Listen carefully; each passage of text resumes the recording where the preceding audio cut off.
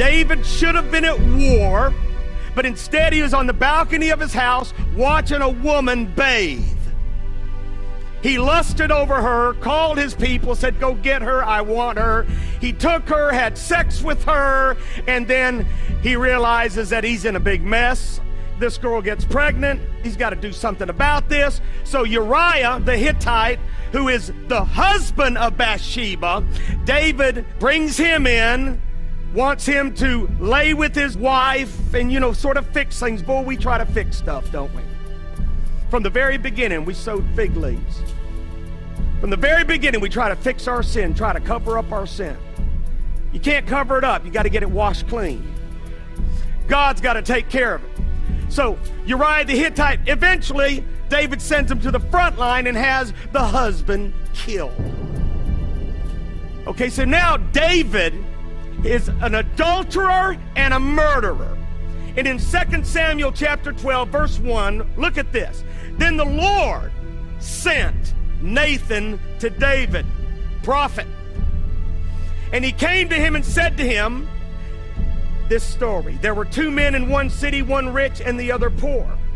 The rich man had exceedingly many flocks and herds, but the poor man had nothing except one little ewe lamb which he had bought and nourished, and it grew up together with him and with his children. It ate of his own food and drank from his own cup and lay in his bosom, and it was like a daughter to him.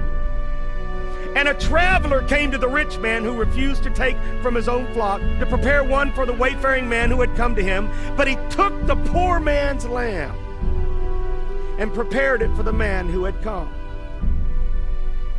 Prophet of God telling a story, and the sinner listening.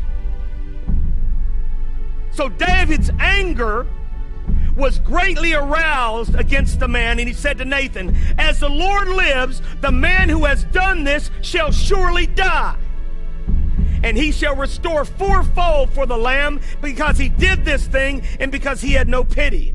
Then Nathan said to David, you are the man. Thus says the Lord God of Israel, I anointed you king over Israel, and I delivered you from the hand of Saul. I gave you your master's house and your master's wives into your keeping, and gave you the house of Israel and Judah. And if that had been too little, I also would have given you much more. Why have you despised the commandment of the Lord to do evil in his sight? You have killed Uriah the Hittite. Oh, I love prophets.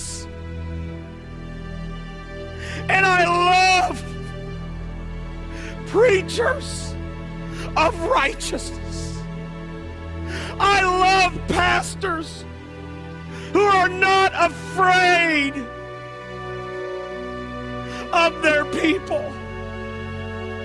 I love pastors who are not ashamed of the whole truth. I love pastors who will call sin, sin, even if it means losing the biggest giver in the church. I love pastors.